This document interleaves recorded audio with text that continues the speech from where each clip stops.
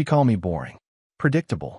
Then she stole my grandfather's D-Day cufflinks and flew to paradise with her ex-boyfriend. Posted it all online. I'm a defense contractor who spent 30 years planning for contingencies. She wanted excitement. I gave her a federal investigation and got my family heirlooms back. My name is David Crane. I'm 57 years old, and I spent 32 years working in defense logistics before transitioning to private consulting. I've coordinated supply chains through 3 war zones, managed classified shipments across hostile borders, and learned one fundamental truth. Chaos doesn't announce itself with sirens. It arrives quietly, wearing familiar clothes, smiling at you over morning coffee. That Tuesday started ordinary enough. I was in my home office reviewing a contract proposal when my phone buzzed. A text from my niece, Sarah. "Uncle David, you might want to check Jen's Instagram before it disappears." My stomach dropped before my brain caught up. I opened the app. There she was. Jennifer, my wife of 30 years.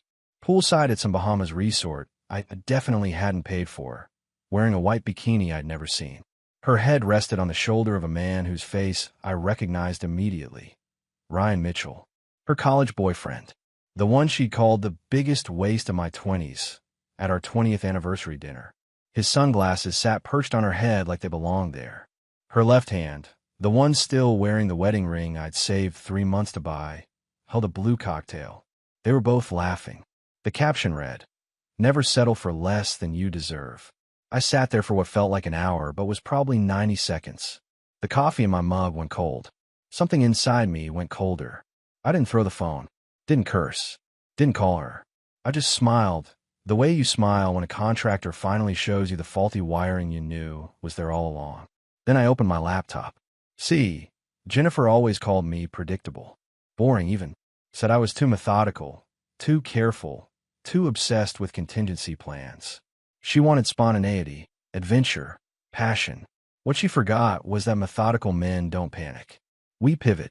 I pulled up our bank accounts. Joint savings, joint checking, the credit cards with both our names. I'd built redundancies into our financial infrastructure years ago, right after her father's stroke, when she panicked about having nothing in her own name. I'd set up separate accounts then. For her security, I'd said. She'd never bothered checking the details. 30 years of military precision training doesn't disappear just because you retire. I transferred exactly half of our joint savings into my personal account. Took 4 minutes. Then I froze the joint credit card, the one currently funding that resort vacation. Another 2 minutes. My phone rang. Jennifer's sister, probably. I silenced it. I wasn't angry. Anger is hot, impulsive, stupid. I was cold, calm, and surgical. She wanted to laugh at me from paradise? Fine. Let's see how funny paradise gets when the money stops flowing. I picked up my coffee mug, took a sip of the cold brew, and started making a list of phone calls I needed to make. Starting with the resort concierge. The first domino fell quietly, the way I planned it. Jennifer wouldn't notice immediately. She never checked our accounts until she needed something. That was my advantage. She'd gotten comfortable, complacent, trusting that the money would always be there, because it always had been. I spent the next hour combing through 6 months of bank statements. Each line item told a story she thought I'd never read. A lingerie boutique in Richmond, $240, 3 weeks ago. A spa called Serenity Now that specialized in couples massages, $380, twice last month. Dinner at Antoine's, an upscale French place downtown, $412 on a Tuesday night when she'd texted me she was working late on the quarterly audit. Antoine's was in Georgetown. Ryan Mitchell lived in Georgetown. Funny how that worked. I canceled our joint credit card. Then I systematically went through every subscription, every auto pay, every recurring charge tied to her name or email. iCloud storage, gone. Cell phone plan, disconnected from auto pay. Spotify, Netflix, Hulu, canceled.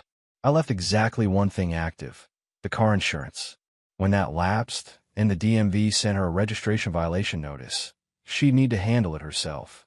My phone buzzed again. Jennifer's mother this time. I let it go to voicemail. The thing about being methodical is that people mistake it for passivity. Jennifer had spent years interpreting my calm as weakness, my planning as fear of confrontation. She'd forgotten, or never truly understood, that I'd spent 3 decades in an industry where one miscalculation meant people died. I didn't make miscalculations. I pulled up the booking confirmation for Villa Paraiso Resort, still in my email from when I'd foolishly believed we were planning a couple's getaway for our anniversary. She'd gone without me. With him. Using my planning, my research, my money. I dialed the resort's front desk. Villa Paraiso, this is Claudia speaking. How may I assist you today? Good afternoon, I said, my voice perfectly pleasant. My name is David Crane. My wife, Jennifer Crane, is currently a guest at your resort. I need to make a change to the payment information on file. Of course, sir. May I have a reservation number? I read it off. Heard her keyboard clicking. Yes, I see the reservation here. How can I help? The credit card currently on file has been compromised, I said smoothly. I need to remove it from the account. All future charges should be billed directly to Mrs. Crane. She'll need to provide her own payment method going forward. A pause. Will you be providing an alternate card, sir? No, I replied. She's an adult. She can handle her own expenses. I understand. I'll make that notation immediately. Thank you for your assistance. I hung up and leaned back in my chair. The afternoon sun slanted through the window, catching dust motes in the air. Everything looked the same as it had this morning, but everything had changed. My laptop was still open. One more call to make. The most important one. I pulled up my encrypted email, the one I'd maintained since my DoD consulting days, and began typing. The subject line read, Spousal Financial Estrangement, Preliminary Documentation. This wasn't revenge. Revenge was emotional, chaotic, short-sighted. This was strategy. My son Benjamin arrived at my door that evening without calling first. He stood on the porch in his army fatigues, duffel bag over one shoulder, jaw set in that way that reminded me of myself at his age. Dad, he said simply. I stepped aside. He walked in, dropped his bag, and turned to face me. Olivia called me, Benjamin said. Show me the posts. I got emergency leave approved. Drove straight here from Fort Campbell. Something in my chest tightened. Not grief. Pride. My boy had dropped everything and driven 6 hours because his father needed him. You didn't have to do that, I told him. Yes, I did. He crossed his arms. What's the plan? I almost smiled. Not what happened. Not are you okay? What's the plan? That's how I'd raised him. I've already initiated financial separation, I said. Froze the accounts, contacted the resort, started documentation. He nodded slowly. Good. What else? There's something I need to tell you. I walked to my office, Benjamin following. I opened the safe built into the wall, the one Jennifer had never bothered learning the combination to. Inside, wrapped in velvet cloth, sat a pair of gold cufflinks. I handed them to Benjamin. He turned them over in his palm, examining the engraved initials, J.C.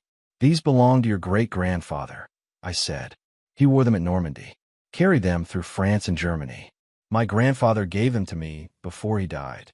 They're worth about $4,000, but their real value is what they represent. Honor, sacrifice, family. Benjamin looked up. Why are you showing me this now? Because they're missing from the safe, I said quietly. I noticed yesterday when I was organizing documents. Your mother knew they were here. She's the only other person who's been in this office. His expression hardened. She took them. I checked the security cameras. I pulled up the footage on my computer. The timestamp read 3 weeks ago, 2 days before Jennifer left for her vacation. The video showed her opening the safe, removing the velvet pouch, and slipping it into her purse. Benjamin's hands curled into fists. She stole from you. From us. She stole from your great-grandfather's memory. I corrected, and I guarantee she gave them to Ryan. Probably thought they'd make a nice romantic gesture. We're getting them back, Benjamin stated. Not a question. Eventually, I agreed. But first, she needs to understand the full weight of what she's done. This isn't just about infidelity anymore. This is theft of family heirlooms. That changes the legal landscape considerably. Benjamin met my eyes. You've been planning this. I've been preparing for contingencies, I said. There's a difference. My phone buzzed. A text from Jennifer. David, my card isn't working. The hotel is saying there's a problem. Call me. I showed Benjamin the message. He snorted. You going to answer? Not yet, I said. Let her sweat. She wanted independence and excitement. Let's see how she handles both. Jennifer's photo appeared on my screen again 3 hours later. I didn't answer. 6 more calls followed over the next 2 hours. Then a text. This isn't funny, David. Something's wrong with our accounts. Benjamin sat across from me at the kitchen table, sipping coffee. We'd spent the past hour reviewing documents, planning next steps. My daughter Olivia had arrived an hour ago, her paralegal training immediately put to use organizing financial records. She's panicking, Olivia observed, reading over my shoulder. Good, Benjamin said flatly. Another text came through. David, please. I need you to call the bank. There's been some kind of mistake. Olivia looked at me. Are you going to respond? Not to her, I said. I opened my laptop instead and pulled up the chat logs Jennifer didn't know I had access to. Her iCloud backup still synced to the family account, another thing she'd never bothered checking. The messages between her and Ryan went back 4 months. I scrolled through them, my face expressionless even as my children read over my shoulders. Can't wait to show that boring old man what he's missing, Olivia read aloud, her voice shaking with anger. She wrote that. About you. Keep reading, I said quietly. Benjamin leaned closer. The cufflinks are perfect. He'll never know they're gone. He barely looks at anything from his past anyway. Dad, she planned this, Olivia whispered. The whole thing was calculated. Yes, I agreed, which makes my response entirely justified. My phone rang. A different number. I answered. David Crane. Mr. Crane, this is Miguel Reyes, manager at Villa Paraíso Resort. I'm calling regarding Mrs. Jennifer Crane's account. Yes. There seems to be a situation with payment for her suite. The card on file has been declined, and she's unable to provide alternative payment. She's quite distressed. She mentioned you might be able to help clarify the situation. There's no situation to clarify, I replied calmly. Mrs. Crane is traveling independently. I'm not responsible for her expenses. A pause. I see. The charges have accumulated to just over $8,000. If we don't receive payment by tomorrow morning, we'll need to restrict room access and hold her passport per local regulations. That's between you and Mrs. Crane, I said. I'm not involved. Understood, sir. Thank you for your time. I hung up. Benjamin was grinning. They're going to hold her passport. Standard practice in the Caribbean for unpaid resort bills. I explained. She's not going anywhere until she settles her account. With what money? Olivia asked. Exactly, I said. My phone exploded with calls. Jennifer. Jennifer again. Her mother. Her sister Lindsay. I silenced them all. Then a new notification appeared. An email from the U.S. Embassy in the Bahamas. Subject line, inquiry regarding U.S. citizen Jennifer Crane. I opened it. The message was brief and professional, requesting I contact them regarding my wife's situation abroad. Benjamin leaned back in his chair. Here we go. Here we go. I echoed and started composing my reply. The call came from Washington at 9:47 a.m.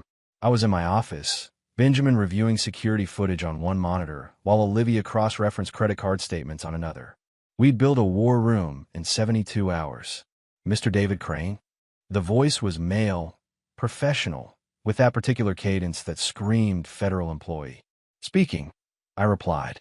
This is Special Liaison Patrick Drummond with the Department of Defense Benefit Oversight Division. I'm calling regarding a flag that's been raised on your dependent travel credentials. I put the phone on speaker. Benjamin and Olivia stopped what they were doing. What kind of flag? I asked, though I knew exactly what kind. Our system shows unusual activity on benefits associated with your security clearance history. Specifically, dependent travel upgrades and facility access that may have been utilized without your knowledge or authorization. Can you confirm you're aware your spouse recently traveled internationally using these credentials? I became aware when she posted photos of herself on vacation with her boyfriend. I said clearly. I was not informed of the trip, did not authorize the use of any military-associated benefits, and have since separated all financial ties. A pause. I heard typing. Mr. Crane, this is a serious matter. Unauthorized use of DoD-linked benefits constitutes fraud under federal law. We'll need a formal statement from you. Are you willing to provide one? Absolutely, I said. I have documentation, including communications proving she was aware these benefits were tied to my clearance status and used them anyway. We'll be sending you secure forms within the hour.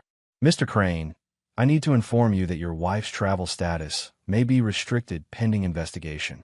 The embassy has been notified. Understand, I replied. After he hung up, Benjamin leaned back in his chair. Dad, she's not getting out of there anytime soon, is she? Not unless she finds $8,000 for the resort bill, plus whatever fines the DOD investigation adds, I said. And even then, she'll be flagged in the system for months. My phone buzzed. Jennifer. Again. I'd stopped counting how many times she'd called. This time, though, there was a voicemail. I played on speaker. Her voice came through, shaking and raw. David, please. The embassy says there's an investigation. They won't help me. The hotel is threatening to call local police if I don't pay. Ryan left this morning. He left me here. Please, I know I messed up, but I can't fix this alone. I need you. Olivia's expression hardened. She needs you. Where was that energy when she was stealing grandfather's cufflinks? Or posting photos mocking Dad online? Benjamin added, I saved the voicemail. This goes in the evidence folder. Her admission that Ryan abandoned her is useful. Another call came through. Jennifer's sister, Lindsay. I answered this one. David, Lindsay said, her voice tight with anger. What the hell are you doing to my sister? Hello, Lindsay. I replied calmly. I'm not doing anything to Jennifer. I'm simply no longer funding her vacation with her boyfriend. She's stranded. She's alone. The embassy won't help her. The embassy won't help her because she committed federal fraud, I said. She used my military credentials to upgrade flights and access benefits she wasn't entitled to. That's not me being cruel. That's the legal system responding to her choices. You're really going to let her suffer over there. Lindsay, your sister stole from me. She mocked me publicly. She planned this trip deliberately to humiliate me. And now she's facing consequences. If you want to help her, wire her $8,000 for the hotel bill. Otherwise, she'll figure out. You're a bastard, Lindsay spat. Maybe, I said. But I'm a bastard who didn't cheat on his wife, steal family heirlooms, or commit federal fraud. Have a good day, Lindsay. I hung up. Olivia looked at me with something like awe. Dad, that was ice cold. Your mother raised the temperature, I replied. I'm just adjusting it back down. 3 days later, Jennifer's desperation had evolved into full panic. The resort had moved her to a smaller room with no ocean view, apparently standard practice for guests with unpaid balances. Her social media had gone dark. No more poolside photos. No more cocktail selfies. But I had other sources of information. Benjamin had a friend stationed at the naval base near the Bahamas. Through informal channels, we'd learned that Jennifer had tried to visit the embassy twice more. Each time, she'd been turned away with instructions to wait for the investigation to conclude. Ryan Mitchell, meanwhile, had returned to the States. Olivia found his Facebook post, a photo of him back at his gym in Richmond, caption reading Home Sweet Home. No mention of Jennifer. No couple photos. Nothing. He'd erased her from his narrative the moment things got complicated. My phone rang. Unknown number again. I answered. Mr. Crane, this is Miguel Reyes at Villa Paraíso again. I apologize for calling, but we have a situation. Mrs. Crane has been found attempting to leave the resort with her luggage without settling her account. Resort security detained her. She's requesting we contact you. I'm not responsible for her debts, I said. Sir, with respect, she's claiming you've somehow frozen her access to funds illegally. She's threatening legal action against the resort if we continue holding her. Mr. Reyes, I've frozen nothing illegally. I removed my financial support from a joint account. The money I transferred was mine. She's welcome to pursue legal action, but she'll find judges aren't sympathetic to spouses who commit adultery and fraud. A long pause. What would you suggest we do, sir? Contact her parents, I said. Or her boyfriend who abandoned her. Or her sister. But I'm done being her safety net. Understood. Thank you for your time. I hung up and looked at my children. How long do you think it takes before she breaks completely? She's already breaking, Olivia said, showing me her phone. Look, it was a Facebook post from Jennifer's mother, Martha. Public post. The text read, some people forget who sacrificed everything for them. David Crane paid for my husband's cancer treatment when our insurance failed. He fixed our roof after the storm. He never asked for anything back. My daughter forgot what loyalty looks like. I have it. Benjamin whistled low. Her own mother just threw her under the bus. That's not throwing her under the bus. I corrected. That's telling the truth. Something Jennifer stopped doing months ago. My email pinged. Subject line, Federal Benefit Misuse Investigation. I opened it. The message was from Special Liaison Drummond. Mr. Crane, thank you for your detailed statement and supporting documentation. Based on the evidence provided, we're moving forward with formal proceedings. Mrs. Jennifer Crane's dependent travel privileges have been suspended indefinitely. She will be required to appear for questioning upon her return to U.S. jurisdiction. We appreciate your cooperation in this matter. I forwarded the email to my lawyer with a note. Keep this on file. May need it for divorce proceedings. Benjamin stood up and stretched. Dad, you've essentially trapped her in paradise with no money, no allies, and a federal investigation waiting when she gets home. That's pretty hardcore. Your mother wanted excitement, I said simply. She got it. Jennifer came home on a Thursday, 3 weeks after she'd left. Not in triumph, but in defeat. Her parents had finally wired money to the resort. $8,000 for the bill, another $2,000 for her flight home. Economy class, middle seat, no upgrades. Benjamin had spotted her flight information through connections I didn't ask about. We were ready. I didn't go to the airport. Neither did our children. Instead, I hired a process server to meet her at baggage claim with divorce papers and a restraining order preventing her from entering our former home, the one I'd sold 2 weeks earlier. Olivia had helped me document everything for the sale. The house had been in my name only, purchased before our marriage. Jennifer had signed a quitclaim deed years ago during refinancing. She'd never bothered reading what she signed. The sale netted $680,000. I split it evenly between Benjamin and Olivia for their future home down payments. Jennifer got nothing. My phone rang at 4:17 p.m. Jennifer. I answer this time. David. Her voice was hollow, scrape raw. Where are you? At my new apartment, I said calmly. Where I've been living for 2 weeks. The house. There's a sold sign. There's a family moving furniture in. What did you do? I sold my house, I replied. It was mine. The deed was clear. That was our home. Her voice broke. 30 years, David. You should have thought about that before you posted vacation photos with your boyfriend, I said. Or before you stole my grandfather's cufflinks to give to him. Silence. Then, quietly. How did you know about that? Security cameras. I have video of you taking them from the safe. Ryan's been served with a civil suit for receiving stolen property. He'll either return them or face criminal charges. His lawyer has already reached out about settling. David, please. I have nowhere to go. Your parents have a house. Your sister has a spare room. Ryan has an apartment. Oh wait, he blocked your number, didn't he? You're enjoying this, she said bitterly. I'm not enjoying anything, I replied.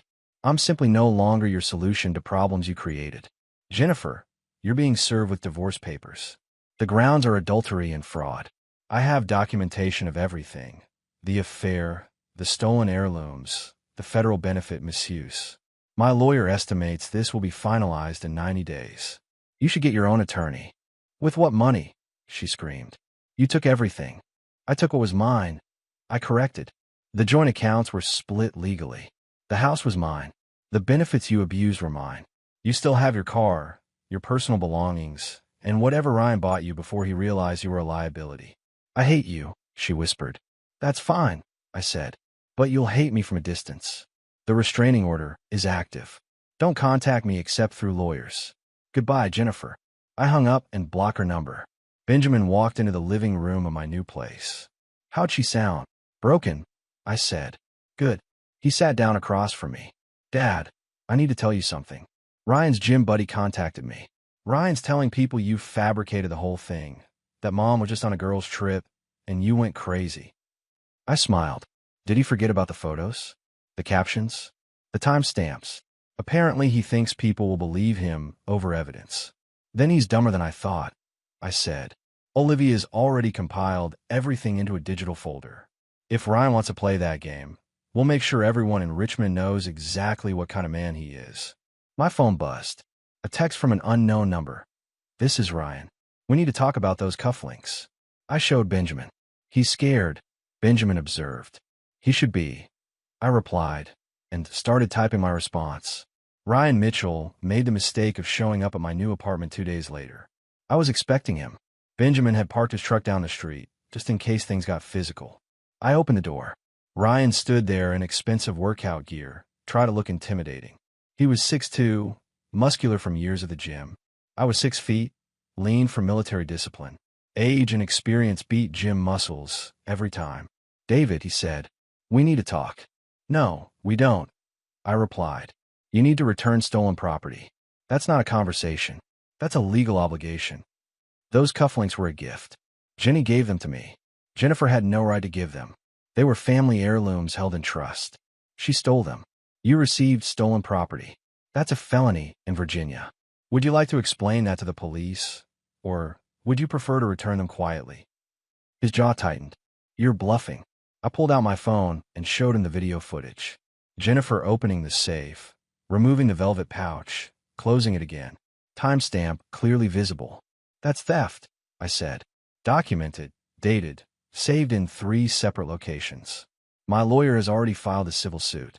The criminal complaint is drafted and ready to file if you don't cooperate. Your choice, Ryan." He stared at the screen. "She said you'd never notice." "She was wrong about a lot of things," I said. "Do you have them here, or do I need to get a warrant?" He reached into his jacket pocket and pulled out the velvet pouch, handed it over like it burned his fingers. I opened it. Both cufflinks, undamaged. I felt something unclench in my chest. "Smart decision," I said. "Is that it? Are we done?" "Almost," I replied. "One more thing. You're going to sign an affidavit stating you received these under false pretenses and are returning them voluntarily. My lawyer will email it to you today. You have 24 hours to sign and return it, or the criminal complaint gets filed." "You're a real piece of work," Ryan muttered. "No," I corrected. "I'm a man protecting what's mine. You're a coward who ran the moment things got complicated. Jennifer learned that lesson in the Bahamas. Maybe you should remember it before you go after someone else's wife." He turned and walked away without another word. Benjamin appeared from around the corner. "That went well. Better than expected," I agreed, holding up the pouch. "These are going in a safety deposit box. No one touches them again." We walked back inside. Olivia was waiting with her laptop. "Ryan just posted on Facebook," she said, turning the screen toward me. The post read, "Some people can't let go of the past. Moving forward with positivity." "Screenshot that," I said. "It'll be useful when we show the pattern of his behavior. Man steals from his girlfriend's husband, returns the stolen property when threatened with charges, then plays the victim online. That's textbook narcissism." "Already saved," Olivia confirmed. "Dad, have you thought about what happens when the divorce is final?" "I start living again," I said simply, "without someone who sees me as boring, without someone who takes what I've built. Just me, building something new." Benjamin put a hand on my shoulder. "You've got us." "That's not nothing. That's everything," I corrected. My phone buzzed. A text from Jennifer's lawyer. "Mr. Crane, we need to discuss settlement terms. My client is requesting spousal support given the length of the marriage." I showed it to Olivia. She started laughing. "What's she going to argue?" Olivia asked. "That she deserves support after committing adultery and federal fraud?" "Good luck with that." I typed back. "Your client can request whatever she wants. She'll get nothing. See you in court." Jennifer wanted to negotiate, but I didn't negotiate with people who'd already shown me they couldn't be trusted. I'd spent 30 years learning that lesson in defense contracting. Jennifer had just given me a refresher course. The divorce was finalized on a gray October morning, 93 days from filing to completion.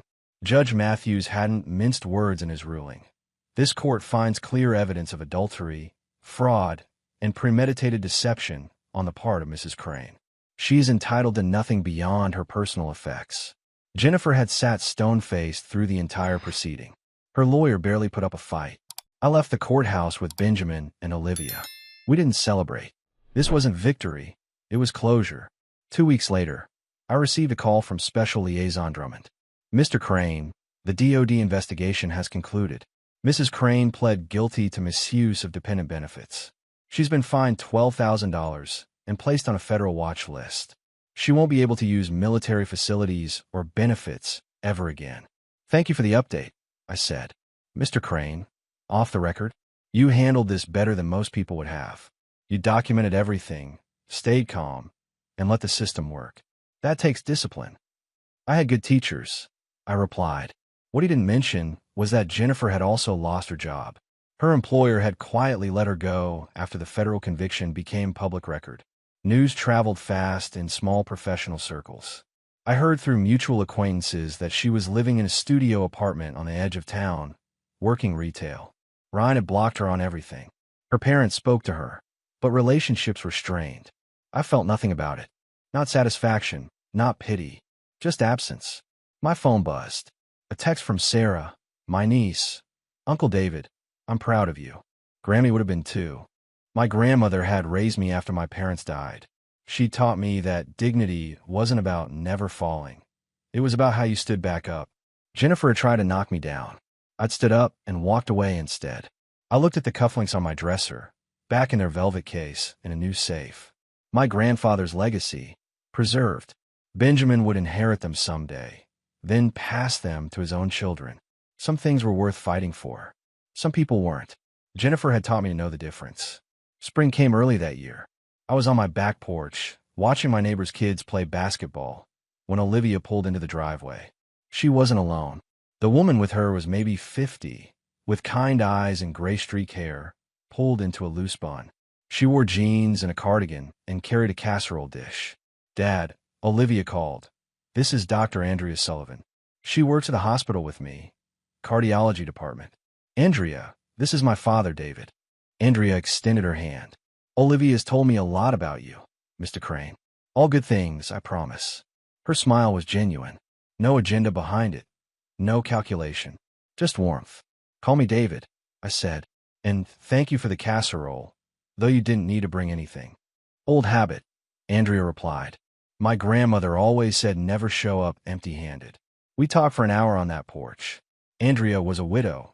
Her husband had died 4 years ago from a heart attack. She had 2 grown sons, both teachers. She liked hiking, old movies, and terrible puns. She laughed easily and listened carefully. When I mentioned my consulting work, she asked intelligent questions. When I talked about my kids, she smiled like she understood exactly what I meant. After she left, Olivia lingered. She's nice, isn't she? Olivia asked carefully. Very nice, I agreed. She's been through something similar. Her husband wasn't unfaithful, but she understands loss. I thought, maybe you two could be friends. I looked at my daughter. You're matchmaking? I'm introducing 2 good people who deserve good things, Olivia corrected. What happens after that is up to you. Benjamin's truck pulled up. He joined us on the porch, and I told him about Andrea. Dad dating again. Benjamin grinned. About time. I'm not dating, I protested. I met her once.